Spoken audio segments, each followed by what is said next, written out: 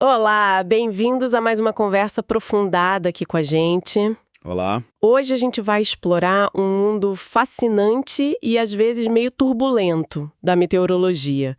Vamos falar de instabilidade atmosférica em mesoescala. Isso aí. E para guiar a nossa conversa, temos aqui um material, anotações baseadas nos estudos do professor Reinaldo Reis, lá da UFSC. Ele ajuda a gente a entender por que a atmosfera, de vez em quando, fica tão anjijada, né? Exatamente. É um tema-chave. Nossa missão aqui é tentar decifrar essas ideias, que podem parecer um pouco complicadas no começo, mas de um jeito claro e, quem sabe, até interessante. Para começar, sabe aquela imagem da bolinha? Uhum. Se ela tá no fundo de uma tigela, tá estável, né? Sempre volta pro meio. Uhum. Mas e se ela estiver no topo de uma ladeira? Qualquer empurrãozinho. Já era, rola para longe. Isso. A atmosfera, em certas condições, funciona de um jeito parecido. Precisamente. E essa ideia de estabilidade ou instabilidade não é só, uma teoria abstrata. Ela é fundamental para a gente entender como se formam as nuvens, as tempestades. Até coisas mais fortes, né? Sim, até fenômenos mais intensos, como tornados, furacões. Basicamente, o que a gente está olhando é o ar, se a gente dá uma cutucada nele, ele tende a voltar para o lugar, ou ele tende a subir ou descer, ou até fazer uns movimentos mais complexos, tipo girando ou seguindo um caminho inclinado. Entendi. Analisar essa vontade, essa tendência do ar, é, essencial para a previsão do tempo. Vamos pegar do começo, então. Essa analogia da bolinha. Como a gente aplica isso para um pedaço de ar, uma parcela de ar, como o material chama? Boa. E que história é essa de temperatura potencial? Aquela letra grega, θ. Teta, né? Que aparece logo de cara. Ótima pergunta. Essa parcela de ar é um conceito super útil para nós. Pensa num balãozinho invisível, tá? Cheio de ar.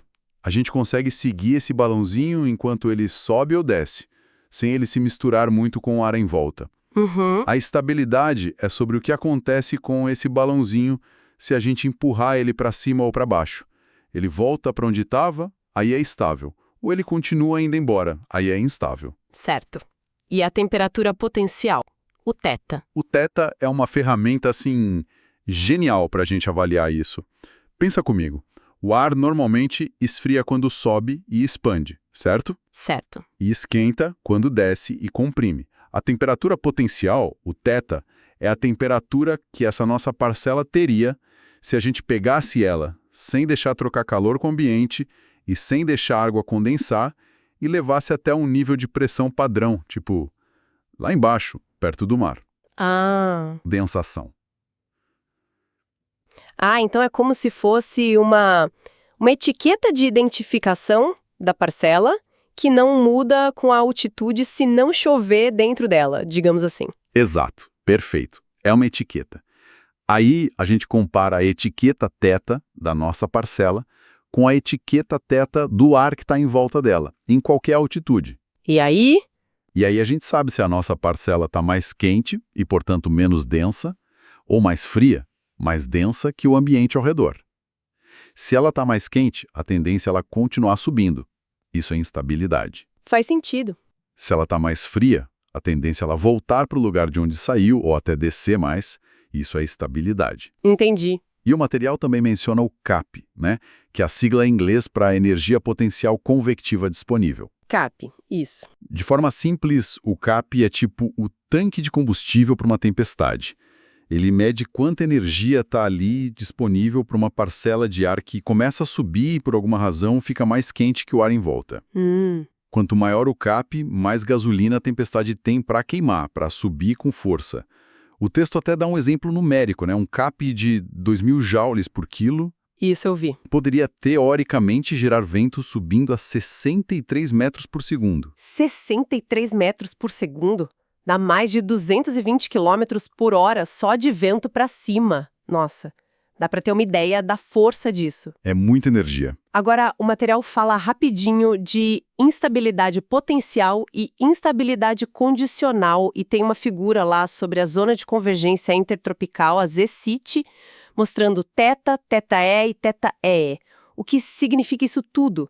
Essa instabilidade condicional parece ser bem importante, né? Ela é crucial, especialmente nos trópicos, mas acontece em muitos lugares. A instabilidade condicional é uma situação super comum. Pensa assim, o ar pode estar estável se ele estiver seco. Ou seja, se a nossa parcela subir sem formar nuvem, ela tende a voltar.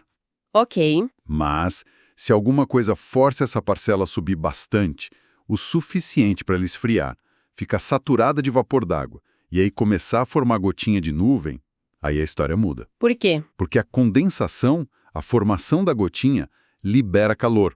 É o famoso calor latente. É como se acendesse um aquecedor dentro da parcela. Esse calor extra pode fazer ela ficar mais quente que o ar em volta.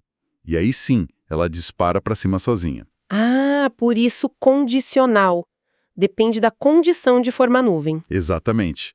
A condição é a saturação e a condensação. E aquela figura da ZCT, com θe e θs? Uma região, a ZCIT, que é tipo um caldeirão de tempestades ali perto do Equador, onde o ar é muito úmido e quente. O θe, que a gente chama de temperatura potencial equivalente... θe? Isso, θe. Ele é como o θ, mas ele também leva em conta a energia que está escondida ali no vapor d'água da parcela. Ah, inclui a umidade. Exato. E o θ estrela, que é a temperatura potencial equivalente de saturação, representa o valor máximo que o θe poderia ter naquela altitude se o ar estivesse totalmente saturado. Comparar o θe, que a parcela realmente tem, com o θe do ambiente, ajuda a gente a ver o quão instável o ar ficaria se ele conseguisse saturar. É uma ferramenta poderosa para prever a força das tempestades. Entendi, faz sentido. Agora vamos para uma coisa que soa bem dinâmica. Instabilidade centrífuga. O nome já me faz pensar em giros, vórtices, sei lá, tornados, furacões. Como essa funciona? Isso mesmo, o nome já entrega. Ela está totalmente ligada a sistemas que giram muito rápido. Pensa no miolo de um furacão ou num tornado. Certo. Imagina o ar girando em volta de um centro de baixa pressão. Basicamente, tem duas forças principais brigando ali na direção radial, ou seja, para dentro ou para fora do centro. Quais são? Tem a força do gradiente de pressão, que tenta puxar o ar para dentro, para o centro, onde a pressão é mais baixa, e tem a força centrífuga, que é aquela sensação de ser jogado para fora quando alguma coisa gira, né? Tipo no carro fazendo curva rápido. Ou instabilidade centrífuga vai depender de quem ganha essa briga quando uma parcela de ar é deslocada um pouquinho para mais perto ou para mais longe do centro do giro. E como a gente sabe quem ganha essa briga? A chave é um conceito chamado momento angular. Lembra da patinadora no gelo? Lembro. Quando ela encolhe os braços, gira mais rápido. Isso. Ela está conservando o momento angular. Para o ar girando, o momento angular, que a gente chama de m, é basicamente a velocidade que ele está girando, v, multiplicada pela distância dele até o centro, r. Então, m igual a vr. Ok, m igual a vr.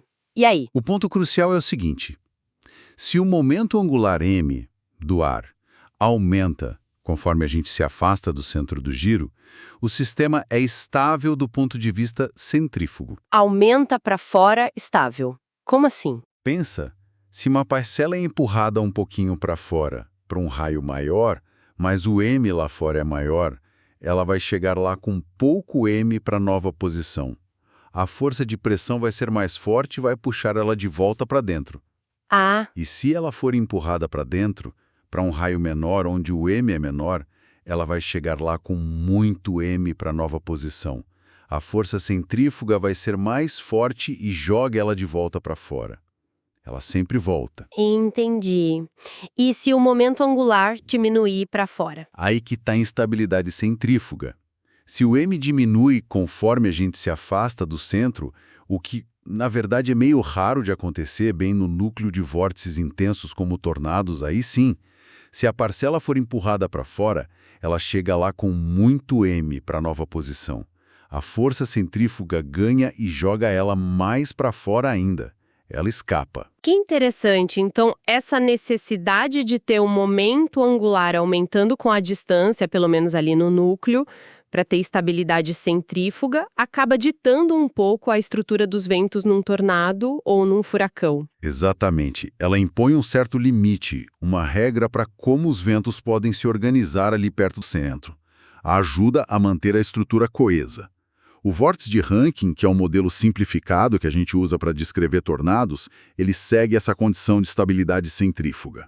A instabilidade mesmo, a pura, é mais difícil de achar nesses sistemas, mas essa briga das forças é central para a dinâmica deles. Muito legal como a física da rotação entra aí. Mas, bom, nem toda instabilidade envolve esses giros super intensos, né? E os movimentos mais na horizontal, em escalas maiores? O material fala de instabilidade inercial. O que é isso? Boa, vamos para ela. A instabilidade inercial já não está ligada a deslocar para dentro ou para fora de um vórtice. Ela tem a ver com perturbações puramente horizontais num fluxo de ar que está mais ou menos equilibrado. Equilibrado como? Aquele equilíbrio que a gente chama de geostrófico, onde a força do gradiente de pressão e a força de Coriolis, aquele efeito da rotação da Terra, estão se cancelando. É um equilíbrio comum em grande escala. A instabilidade inercial pode aparecer se a vorticidade absoluta desse fluxo for negativa. Opa, mais um termo, vorticidade absoluta negativa. O que raios isso quer dizer na prática? Vorticidade é basicamente uma medida do giro local do ar. A vorticidade absoluta junta duas coisas: o giro causado pelo próprio vento, por exemplo, se o vento está fazendo uma curva ou se a velocidade dele muda de um lado para o outro, e o giro de fundo que vem da própria rotação da Terra, que a gente mede com o parâmetro de Coriolis, o F. Certo. Normalmente, essa soma é positiva aqui no hemisfério sul, onde a gente está, e negativa lá no norte. Mas em algumas situações bem específicas, tipo ventos muito fortes fazendo uma curva no sentido anti-horário aqui no sul, ou horário no norte, a parte do giro que vem do vento pode ser tão negativa para o nosso hemisfério que a soma toda fica negativa. E se ficar negativa? Se isso acontecer e uma parcela de ar for deslocada um pouquinho para o lado, horizontalmente, as forças de Coriolis e de pressão não conseguem mais trazê-la de volta para o lugar original. Pelo contrário, elas acabam empurrando a parcela ainda mais para longe. O deslocamento cresce muito rápido exponencialmente. Entendi. Então, enquanto a instabilidade centrífuga pode jogar o ar para fora de um vórtice, a inercial pode meio que fazer o ar escapar pelos lados, em certas condições de vento em grande escala. É uma forma interessante de pensar. Se a vorticidade absoluta for positiva, que é o normal, a parcela que a gente desloca para o lado só fica oscilando de um lado para o outro, no movimento que a gente chama de oscilação inercial. É estável. A instabilidade inercial é mais sutil, ela não cria uma tempestade visualmente óbvia, mas ela afeta como as massas de ar se espalham e se misturam na horizontal, e isso tem impacto nos padrões de tempo maiores. Certo. Agora a gente chega naquela que parece juntar um monte de coisa. Instabilidade simétrica condicional, ou CSI pela sigla em inglês. O nome já impõe um respeito, né? Parece uma combinação das outras. O que é CSI? Sim, a CSI é tipo o gran finale, porque ela realmente mistura vários conceitos que a gente viu. Ela junta a ideia de instabilidade, que vem das diferenças de temperatura no horizontal, e da mudança do vento com a altura, que a gente chama de baroclinia, muito comum em frentes frias e quentes. Certo, baroclínia. Com a instabilidade, que tem a ver com rotação e momento angular, parecida com a centrífuga. E ainda tem o condicional ali no nome. Ah, de novo a condição da saturação. Exatamente. Assim como na instabilidade condicional que a gente falou antes, a CSI geralmente depende do ar estar perto de ficar saturado e daquela liberação de calor latente quando a nuvem se forma. Ok. Então é uma mistura de gradiente de temperatura, vento mudando com a altura, rotação ou momento angular e umidade. Como que isso tudo funciona junto? Que salada. É uma salada saborosa para meteorologia. A chave aqui é comparar inclinações. Pensa assim, a gente pode imaginar umas superfícies, umas camadas no ar, onde a temperatura potencial, o θ, tem o mesmo valor. Em áreas de frente fria ou quente, essas superfícies não são retinhas, horizontais. Elas são inclinadas. Certo, inclinadas. Agora, imagina outras superfícies, onde uma versão do momento angular, o momento angular absoluto, mg, que leva em conta o vento e a rotação da Terra, é constante. Essas superfícies também podem ser inclinadas. Ok. Duas famílias de superfícies inclinadas. E aí? A CSI acontece quando as superfícies de temperatura potencial, ou de θe, a equivalente, se o ar estiver saturado, estão mais inclinadas do que as superfícies de mg. Uma mais inclinada que a outra. E o que acontece nesse caso? Se essa condição acontecer e o ar estiver úmido, perto de saturar, uma parcela de ar que for deslocada seguindo uma trajetória inclinada, com uma inclinação que esteja entre a inclinação da superfície de mg e a inclinação da superfície de θe, essa parcela vai se sentir mais leve, menos densa que o ar em volta dela ao longo dessa trajetória inclinada. Peraí, ela não sobe reto para cima. Não, essa é a beleza da coisa. Ela não sobe reto para cima como na convecção normal que a gente pensa numa cumulonimbus, e nem é jogada para fora radialmente como na centrífuga. Ela é acelerada ao longo dessa rampa inclinada. É o que a gente chama de convecção oblíqua, ou em inglês, slantwise convection. Ah, que demais! Uma subida na diagonal, seguindo uma rampa invisível na atmosfera. E como a gente vê isso acontecendo na prática? Onde isso costuma aparecer? Exato, uma subida inclinada. O material do professor Haas indica que a CSI é bem comum no setor frio dos ciclones que estão se formando ou se intensificando, geralmente atrás da frente fria que passou na superfície ou um pouco à frente da frente quente que está chegando. Nessas áreas, a gente tem justamente os ingredientes. Um gradiente forte de temperatura, que deixa as superfícies de terra inclinadas, o vento mudando bastante com a altura e o ar frequentemente úmido perto da saturação. E como isso aparece pra gente? Numa imagem de radar, por exemplo. A manifestação mais clara são aquelas faixas ou bandas de precipitação, chuva ou neve, que são mais intensas e aparecem meio que embutidas dentro de uma área maior onde a precipitação é mais fraca, mais uniforme, estratiforme. Ah, então tipo, se eu tô dirigindo na estrada numa tempestade de inverno, com aquela chuva mais fraca, constante, e de repente eu entro numa faixa onde a chuva fica muito, muito mais forte por uns quilômetros e depois volta a ficar fraca, isso pode ser um sinal de CSI em ação? Pode muito bem ser. É um cenário clássico. Essas bandas de CSI costumam ter umas características, geralmente são paralelas umas às outras, ficam mais ou menos alinhadas com a direção da variação da temperatura na horizontal, o que a gente chama de vento térmico, e elas se movem junto com o sistema de tempo todo. Interessante. E outra coisa, a velocidade que o ar sobe nessa convecção oblíqua é mais lenta do que numa tempestade de verão, numa CB. É coisa de dezenas de centímetros por segundo, talvez poucos metros por segundo. Mas como acontece numa área grande e por bastante tempo, acaba produzindo essas bandas de chuva ou neve bem significativas. Entendi, ficou bem claro agora. Para a gente fechar os tipos de instabilidade, o texto menciona bem rápido a instabilidade de Kelvin-Helmholtz, KH, e a de von Karman. O que são essas duas, só para a gente ter uma ideia? Certo, bem rapidinho. A Kelvin-Helmholtz, ou KH, é aquela instabilidade que acontece quando a gente tem, tipo, duas camadas de ar com densidades diferentes, deslizando uma sobre a outra com velocidades diferentes. Ou quando tem uma mudança muito brusca do vento com a altura. O que a gente chama de cisalhamento forte numa camada que, fora isso, seria estável. E como a gente vê isso? Sabe aquelas nuvens que às vezes parecem umas ondinhas do mar quebrando no céu? Sim, com as cristas enroladinhas. Sei. Lindas às vezes. Muitas vezes, aquilo são ondas de Kelvin-Helmholtz, se tornando instáveis e quebrando. Elas podem se formar e sumir rápido, mas deixam esses padrões ondulados muito bonitos e característicos. Legal. E a de von Karman? A de von Karman é um pouco diferente. Ela está ligada àqueles vórtices, aqueles redemoinhos que se formam de forma alternada atrás de um obstáculo no meio do fluxo de vento.